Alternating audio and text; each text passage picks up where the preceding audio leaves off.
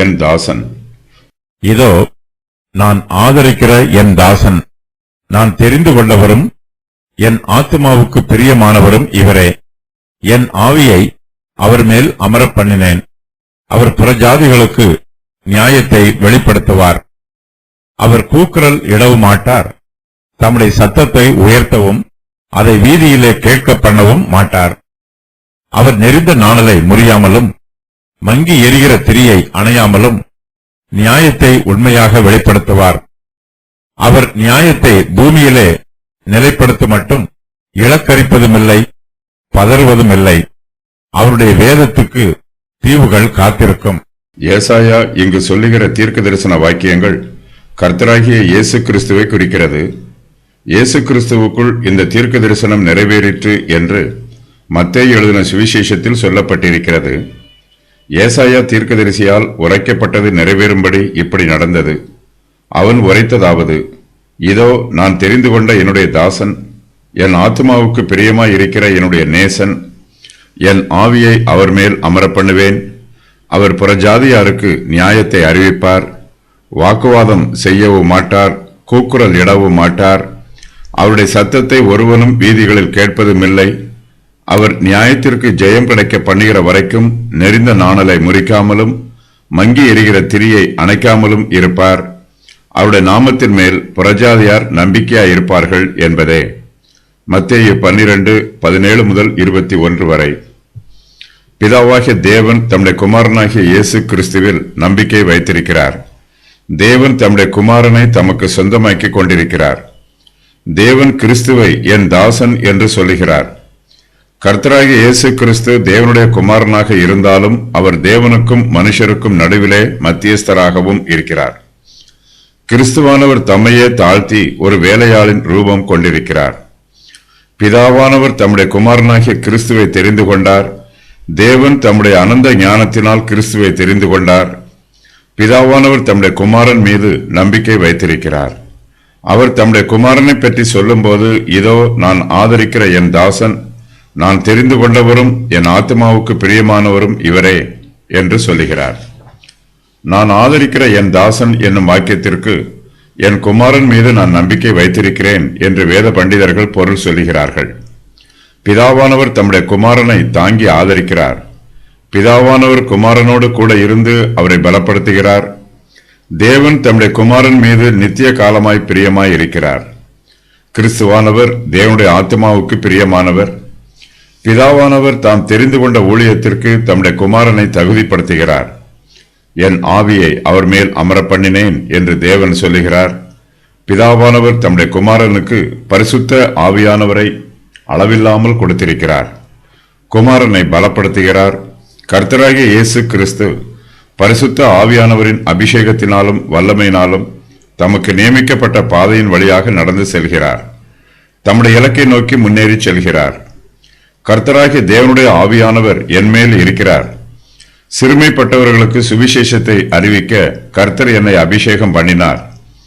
இருதயம் நொறுங்குண்டவர்களுக்கு காயம் கட்டுதலையும், சிறைப்பட்டவர்களுக்கு விடுதலையையும், கட்டுண்டவர்களுக்கு கட்டவிழ்த்தலையும் கூறவும், கர்த்தருடைய அனுக்கிரக வருஷத்தையும் நம்முடைய தேவன் நீதியை சரிக்கட்டும் நாளையும் கூறவும், துயரப்பட்ட அனைவருக்கும் ஆறுதல் செய்யவும், சீயோனிலே துயரப்பட்டவர்களை சீர்படுத்தவும், அவர்களுக்கு சாம்பலுக்கு பதிலாக சிங்காரத்தையும், துயரத்துக்கு பதிலாக ஆனந்த தைலத்தையும், ஒடுங்கின ஆவிக்கு பதிலாக துதியின் உடையையும் கொடுக்கவும் அவர் என்னை அனுப்பினார். ஏசாயா 61:1 முதல் 3 வரை. பிதாவானவர் தம்முடைய குமாரனுக்கு ஊழியத்தை ஒப்புக் கொடுத்திருக்கிறார். அவர் புறஜாதிகளுக்கு நியாயத்தை வெளிப்படுத்துவார் என்று கர்த்தர் சொல்லுகிறார். இந்த வாக்கியத்திற்கு கிறிஸ்துவானவர் புறஜாதியாரை நியாயம் தீர்ப்பார் என்று வேத பண்டிதர்கள் பொருள் சொல்லுகிறார்கள். கிறிஸ்துவானவர் தம்முடைய ராஜ்யத்தை இந்த பூமியில் ஸ்தாபிப்பார். தேவனுடைய ராஜ்யத்தில் புறஜாதியாரும் பிரவேசிப்பார்கள். தேவனுடைய ராஜ்யத்தின் ஆசீர்வாதங்களை புறஜாதியாரும் அனுபவிப்பார்கள். கிறிஸ்துவானவர் தம்மிடத்தில் ஒப்புக் கொடுக்கப்பட்டிருக்கிற ஊழியத்தை அன்பாயும் மென்மையாயும் ஆரவாரம் இல்லாமல் அமைதியாயும் செய்கிறார். இயேசு கிறிஸ்துவுக்கு முன்பாக எக்காலம் ஊதப்படுவதில்லை. அவரை பின்பற்றுகிறவர்கள் உரத்த சத்தமாய் ஆரவாரம் பண்ணுவதும் இல்லை. தம்மை எதிர்த்தவர்களை இயேசு கிறிஸ்து கடின வார்த்தைகளை சொல்லி அவமானப்படுத்தவில்லை, அவர்களோடு வாக்குவாதம் பண்ணவும் இல்லை. தம் மீது சொல்லப்பட்ட தூஷண வார்த்தைகளை கிறிஸ்துவானவர் பொறுமையோடு சகித்துக் கொள்கிறார். இயேசு கிறிஸ்துவின் சுபாவத்தை பற்றி கர்த்தர் ஏசாயா தீர்க்கதரிசியின் மூலமாய் வெளிப்படுத்தும் போது, அவர் கூக்குரலிடவும் மாட்டார், தம்முடைய சத்தத்தை உயர்த்தவும் அதை வீதியிலே கேட்க பண்ணவும் மாட்டார் என்று சொல்லுகிறார். இயேசு கிறிஸ்துவின் ராஜ்யம் ஆவிக்குரியது. அவருடைய போர் ஆயுதங்கள் உலக பிரகாரமானவை அல்ல. இயேசு கிறிஸ்துவின் ராஜ்யத்தில் ஆரவாரமோ ஆர்ப்பரிப்போ ஆடம்பரமோ இல்லை. கிறிஸ்துவானவர் துன்மார்க்கர் மீதும் பொறுமையோடு இருக்கிறார். ஆனாலும் தம்முடைய நீதியினால் அவர்களை தண்டிக்கிறார். இயேசு கிறிஸ்து துன்மார்க்கரை நொறுக்க சுத்தமுள்ளவராய் இருக்கும்போது அவர்கள் நெறிந்த நாணலைப் போல பலமிழந்து போவார்கள். கிறிஸ்துவோ நெறிந்த நாணலை முறிப்பதில்லை. பாவிகள் மனம் திரும்புவதற்கு வாய்ப்பு கொடுக்கிறார். துன்மார்க்கர் கொடூர குணமுள்ளவர்கள், அவர்கள் தீயை போல ஆபத்தானவர்கள். ஆனால் துன்மார்க்கரோ இப்போது மங்கி எரிகிற திரியை போல அணைந்து போகும் நிலைமையில் இருக்கிறார்கள். கிறிஸ்துவானவரோ மங்கி எரிகிற திரியை அணைப்பதும் இல்லை. நீ உன்மட்டில் இரு, என் சமீபத்தில் வராதே, உன்னை பார்க்கிலும் நான் பரிசுத்தன் என்று சொல்லுகிறார்கள். இவர்கள் என் கோபத்தால் ஆகிய புகையும் நாள் முழுதும் எரிகிற அக்கினியுமாயிருப்பார்கள். ஏசாயா 65:5. எருசலேம் ஜனங்கள் கர்த்தருக்கு விரோதமாய் கலகம் பண்ணினார்கள், ஏராளமான பாவங்களை செய்தார்கள். கர்த்தர் அவர்களை உடனே அழித்து போடாமல் அவர்கள் மீது பொறுமையோடு இருந்தார். அவர்கள் மனம் திரும்புவதற்கு வாய்ப்புகளை கொடுத்தார். கர்த்தருடைய சுபாவம் ஒருபோதும் மாறுவதில்லை. கர்த்தர் எருசலேம் ஜனங்கள் மீது பொறுமையோடு இருந்தது போலவே இப்போதும் துன்மார்க்கர் மீது பொறுமையோடு இருக்கிறார். அவர்கள் மங்கி எரிகிற திரியைப் போல இருந்தாலும் கர்த்தர் அவர்களை உடனே அணைத்து போடுவதில்லை.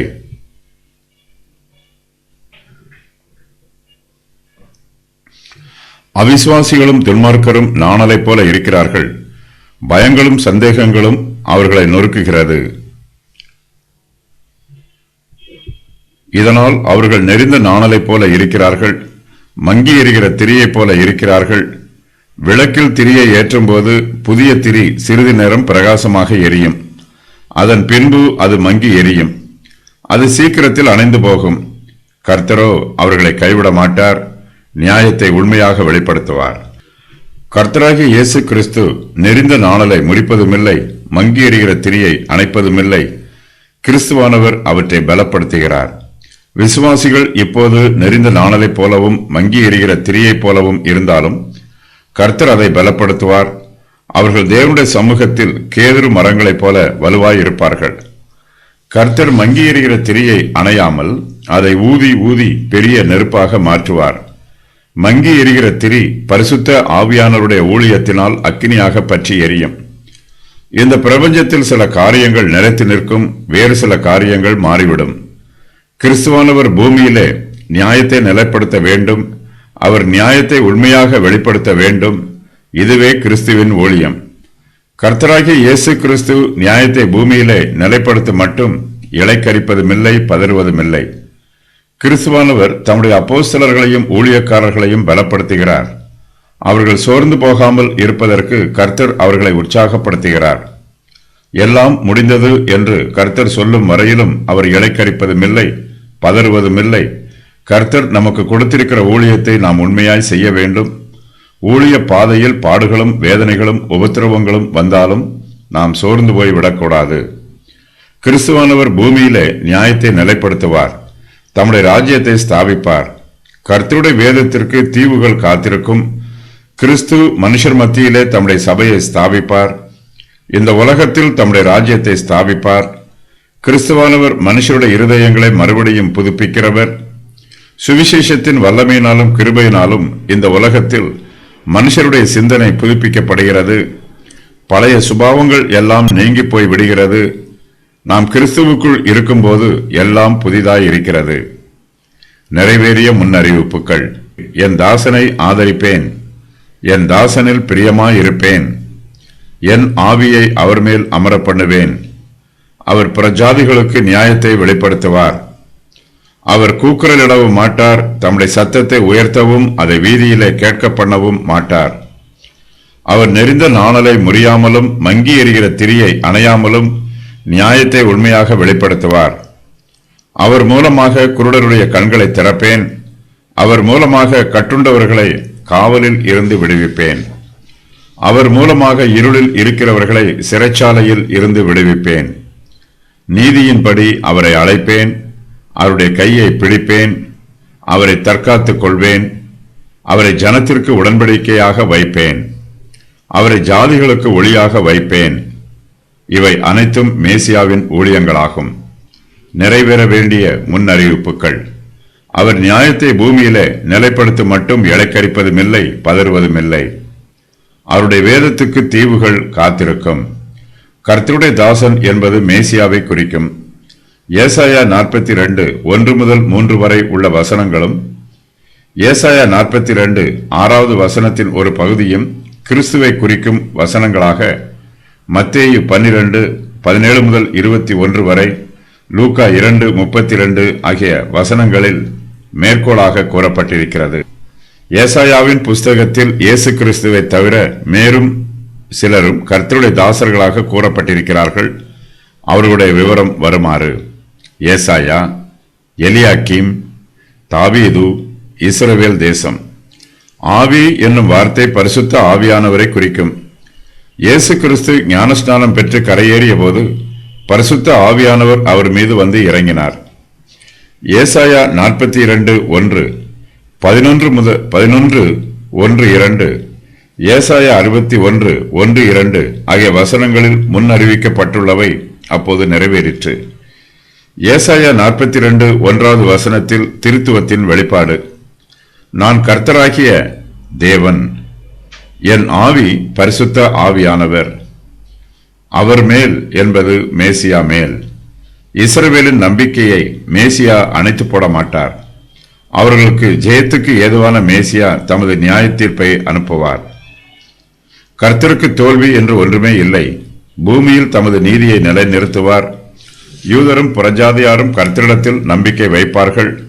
அவருடைய திட்டத்தை ஜனங்கள் புரிந்து கொள்வார்கள்.